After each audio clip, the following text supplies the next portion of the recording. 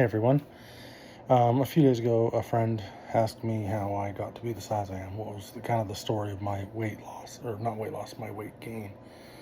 And like anybody who's bigger, it's not the easiest story to tell, but it's also not the shortest story. Um, and of course, we all got there different ways, especially those of us who are on the extreme end of obesity, and you know, we all carry a certain amount of shame with that, I think. And so it's hard to talk about. But I'll do my best because I realize that, especially on the Big Al Big Changes social media, I guess I haven't ever shared that full story. I shared it with friends, of course, with my family, but I've shared it in bits and pieces of social media posts, but I'll try and get the whole thing out.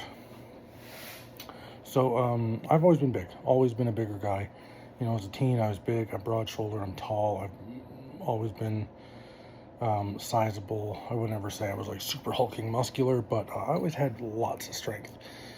Um, I remember the football coach in my high school convincing me to come to tryouts and practice for a while. He wanted me on the team really, really badly, and I hated football, still do. American football, I should say. Um, it's just boring. Just couldn't care. Sorry if you're a fan. Um, I just don't get the sport. It's like 9 minutes of gameplay stretched over 2.5 hours, and just I love strategy games. I love things that involve lots of thinking and strategizing. So you can get me down for a game of Risk at any time. Football is so boring. I'm sorry. I digress. But the football coach really liked me and wanted me on the team. And I remember during the few days I acquiesced to his begging and tried it out to see if I liked it. The only thing we did that I liked was one day we went to the weight training room in my high school. Sorry, my phone's falling here. And I'm gonna look for something to weigh it down a little bit. And while we were in the weight training room, of course, the students and the coach thought it'd be fun to have so I weigh it down, a contest to see who could bench press the most. And I out bench pressed everybody by a mile. This is not working so well. I'm gonna try and get through this. Yeah. I out bench pressed everybody by at least 150 pounds. I've always had that just tons and tons of strength to me. And a part of that is because I've always been a big guy. You just walk around as a big guy, you have a certain amount of muscle just to move. And I'm sure it also helped that because I was big, I had counterbalance, whereas all the skinny dudes on the football team did not. Anyway, I'm 3.5 minutes in. I'm way off topic. So when I got out of high school, I gained a little bit of weight, in my early 20s. And weight gain was a bit slow for a long time. I crept up. I had bad food habits. I didn't know how to eat healthy. I didn't know how to cook very well. So I gained a decent amount of weight. I don't know what my weight was. In high school, I was already over 280 pounds, which I wouldn't, I looked at pictures of myself in high school, and I was a great looking guy. I was a big guy, tall, like I said, broad shouldered, but I wasn't fat, but I weighed a lot. And I know I was over 280 pounds because that was the max our scale went to, and I was over that. Didn't know what my weight was. I gained a little bit of weight, and then it was really after, I got married with my first wife. It wasn't a great marriage, and I was depressed. I had a lot of mental health problems. I still do, but back then I didn't know about any of them.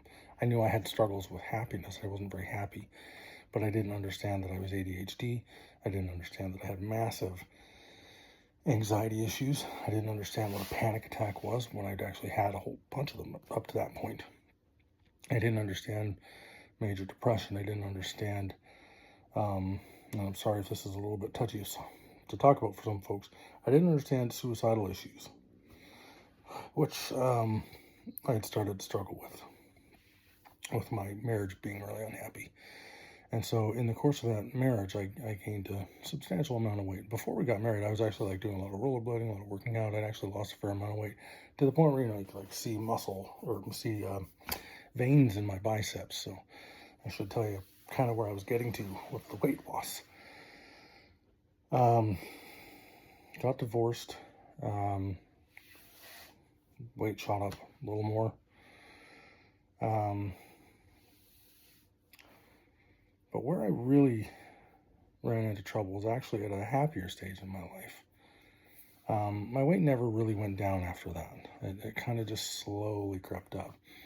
And in that period, a few years after my divorce, when I was in my 30s, early 30s, from about age 30 to 33, I had started a band. I'd always played in bands. I've been a professional musician in one facet or another since my early 20s. The band I happened to join was doing really, really well. I'd started it started off as a duo with another guy, and it just took off like a rocket. We had tons and tons of shows. We were getting tons and tons of tours, and we were doing a lot of work, and I was on the road all the time, and I still had no knowledge of how to manage my food, of how to manage my mental health, of how to cook, and so my weight was still creeping up while I was on the road. Now, this isn't to take responsibility off me. It's my responsibility that I didn't learn how to cook. It's my responsibility that I didn't learn basic nutrition. I have a hand in this, and I'll take ownership of that. These are the things I'm working on really hard right now. I didn't have a hand in choosing my mental health struggles. I had a hand in choosing to address them, in choosing to seek help for them, and continue to work on those to this day. But trying to refocus here. I didn't plan this, so I'm sorry if it's long. I appreciate you if you're still here. I'll try to wrap this up as fast as I can here. But I appreciate you hanging out and going on this little thought safari with me. I gained most of my weight shortly after the breakup of that band. After the breakup of that band, which largely happened because I had a complete mental health breakdown. A lot of it was due to external factors. A lot of it was due to just having no knowledge of my mental health struggles, just experiencing them completely randomly as they happened. So the weight kept coming. And after the breakup of that band, I tried to do solo performing because musician work has been the most consistent thing in my life. I started playing music at 16. I'm 43 now. I have never stopped. I still, to this day, love music to death. It's the longest love of my life, other than family. So I started doing a solo project. Wanted it to be a band, never became one. It's still just me. And while I was touring, doing that, I was still having these problems with weight and eating improperly. And while I was on the road, actually with a group again, I was filling in on guitar because a friend of mine passed away. And he was the guitar player for this band who, the band and I were, close friends, had been for 6 or 7 years at that point.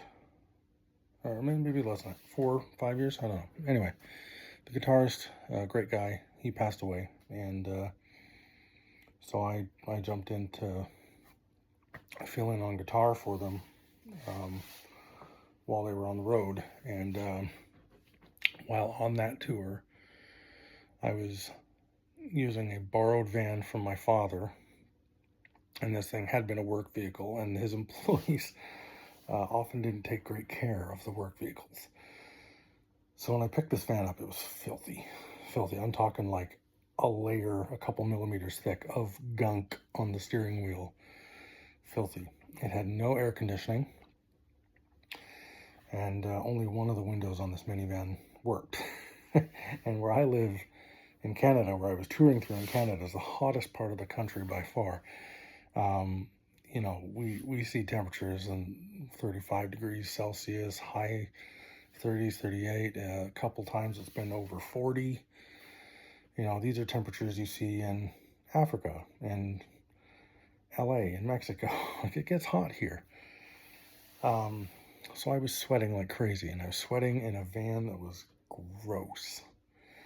And I'm a big guy, so I was right up against this steering wheel with, like I said, the splooge all over it. And that's where I suspect I caught a skin bacteria. And the skin bacteria lives in fatty tissue. So when it gets in you, the first thing it does is gets into the fatty tissue. It's really hard to get rid of. And it likes to foster an environment that it succeeds in, which is a fat one. And so my weight ballooned fast. Within a year, I gained, we don't know the exact numbers, but 150 pounds, maybe 200. We're not sure. It was really, really scary. My legs were swelling so fast that, and my abdomen, but I was in the hospital, and the staff there said, you know, this was like months. We were going in and out of the hospital several times a week, if not every day, for months. And at one point, they started me on this round of intense IV antibiotics. I had to go in the hospital 3 times a day, every 8 hours, to get a new IV bag, which was a very big problem because at the time we were living an hour's drive out of town. And so I was never sleeping. I was awake constantly. I was in and out of the hospital 3 times a day. I was exhausted. I was just mentally broken. And nothing was working. And they told me while I was on this, maybe it was a month, I was doing those antibiotics 3 times a day. It was longer than that. It's been a few years, and like I said, I have ADHD. My memory is not great on these things. My memory of the trauma, perfect. My memory of the timeline, not great. But I wasn't sleeping well.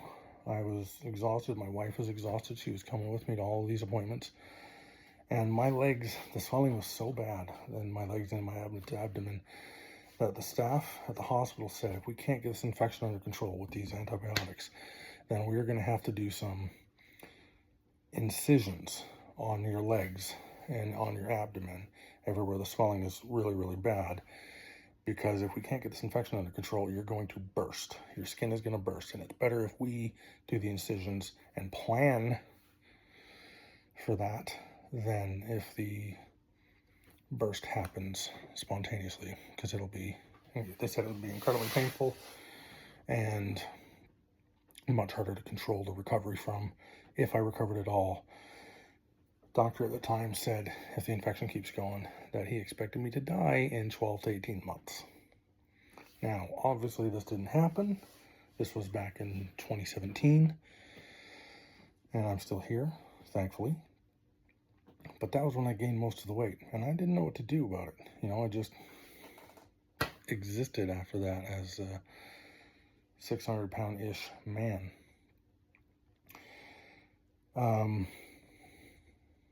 It's hard to explain. It's hard to explain those feelings. It's hard to explain that whole thing. And even now, it's really hard to explain. This is why this video is 15 minutes long. Oh my gosh. Yeah, so that was where most of my weight gain came.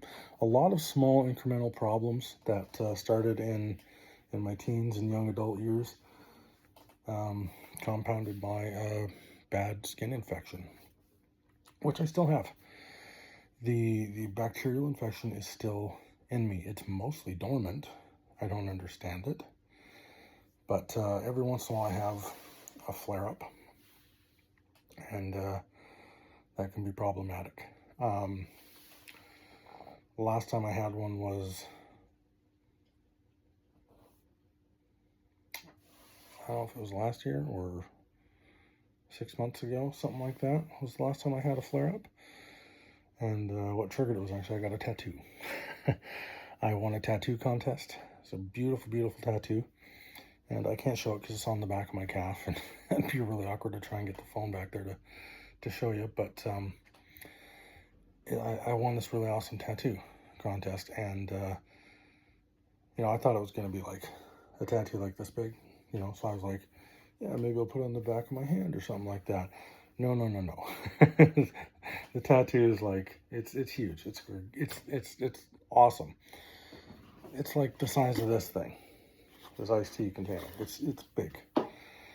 And so the artist was like, okay, we can't put it on the back of your hand. That's too small an area. There's too much detail. I want to do this right. Where do you want to put it? So I was like, back of the calf.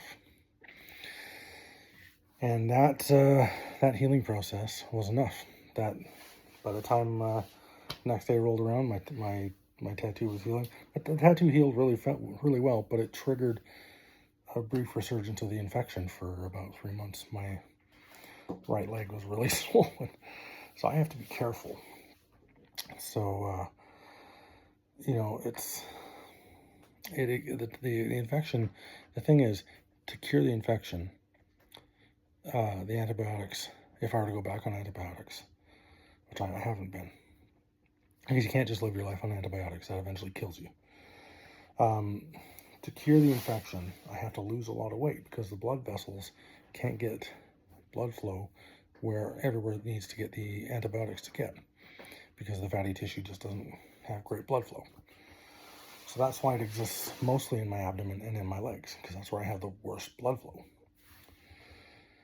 So yeah, that's where my weight gain troubles came from, and it becomes a bit of a secular thing, cycle. The infection wants my weight high. It helps keep my weight high, which keeps the infection up. Which means if I try and lose weight, that's fighting against me. But the only way to cure the infection is to get rid of the weight. So it's this cycle that's hard to break. And that's kind of where I snapped a little bit, is I realized the only thing I had control of is my effort, my diet, my exercise. That's what I can try and control. So that's what I'm trying to do really, really hard. And that's why eventually I made the decision to go on Ozempic. That's something I have control over. I'm diabetic. It helps with my blood sugar, and it helps with my appetite. It helps me with metabolizing food better. So I've been a big fan of it so far. It's really helped. But they wanted me to do surgery. They wanted me to do some kind of weight loss surgery.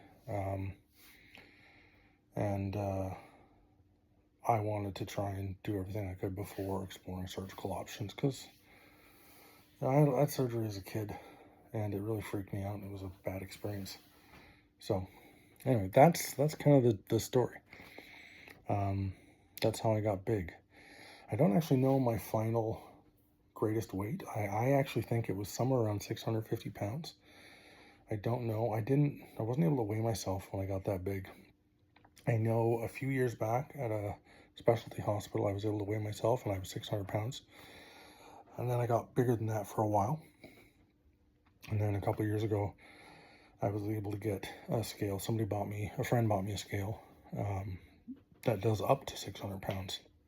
And the first time I used that thing again, I was at 598 pounds. So that's why my bio says starting weight 600 pounds, because that's the closest I know for sure I was at.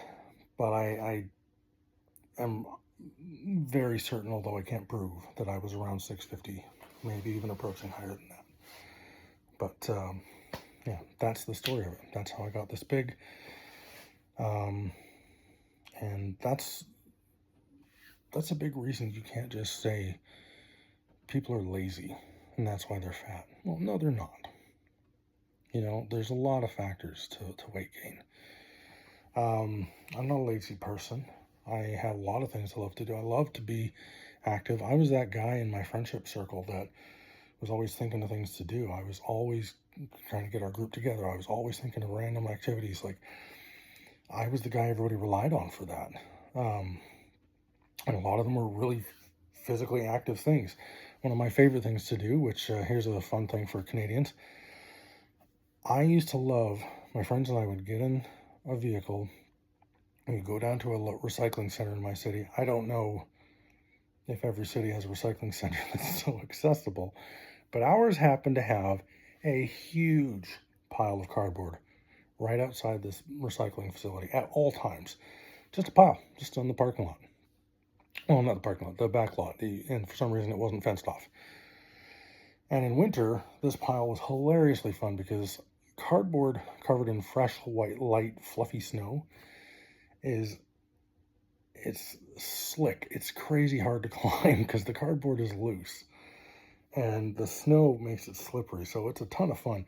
So the first thing we would do is we go to this pile and we would just basically horse around trying to see who could actually get to the top. Then, when we got bored of that,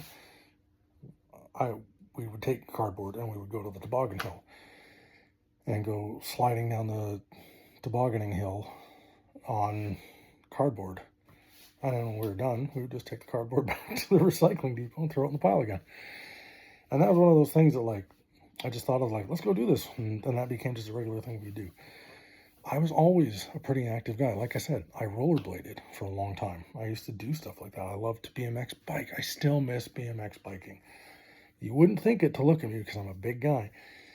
I love freestyle BMX. I used to be a pretty okay flatland rider. I was never good at ramps and stuff, but what I was good at was doing the stuff where you just roll around in a parking lot and do tricks like you do tail spins, bar spins, kick, kind of like, not kick flips, but like this little maneuver where you'd pull the front end of the bike up and you'd walk, kind of really quickly walk over the top of the bike and back down onto the pegs. I used to do stuff like that. I loved being active, and I loved on stage. I was always a very active stage performer. I would run back and forth the whole show. I would jump around. I would do crazy stuff. I would whatever it took to get the audience involved. So, it's not that everybody who's overweight is lazy. Some people maybe have a problem with that. Most likely it's one of a million factors. Poverty, housing insecurity, health problems, mental health problems, abuse, trauma, food inaccessibility. Believe it or not, having poor access to food increases your chances of becoming obese. Homelessness. I've been homeless twice in the past 4 years.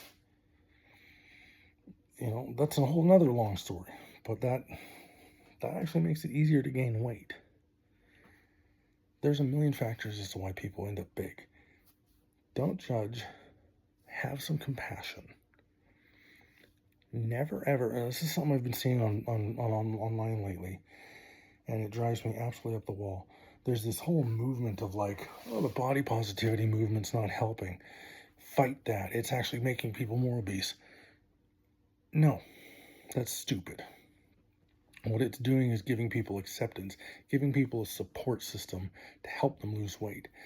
And the same people that are saying that body positivity is stupid are also saying they need to bring back body shaming, bring back fat shaming. And it's like, that stuff never went away. Never, ever has it been out of style to make fun of fat people. Fat people have always been the butt of the joke. They've always been. Fat shaming has never helped anyone lose weight. In fact, what it has done is make people gain weight. It's made people stress eat. It's made people feel worse about themselves. It's not a successful method. It doesn't help at all. So, don't do it. That doesn't have anything to do with my story, but there it is anyway. I'm going to upload this. I hope you made it all the way through. I'm not going to upload to YouTube very often, most likely, because, again, ADHD. But thanks for listening. Thanks for hearing my story. If it helped, I'm so glad. Leave a comment and let me know if it helped. Please just let me know how you're doing. I just want to connect with people. That's what this account, that's what all my social media is for. That's why I'm documenting my efforts to change, because I'm trying to connect with other people who are struggling. I'm trying to connect with other people who need connection. And I'm trying to build a community to help myself and to help others. Together, we can make weight loss a little easier for each other.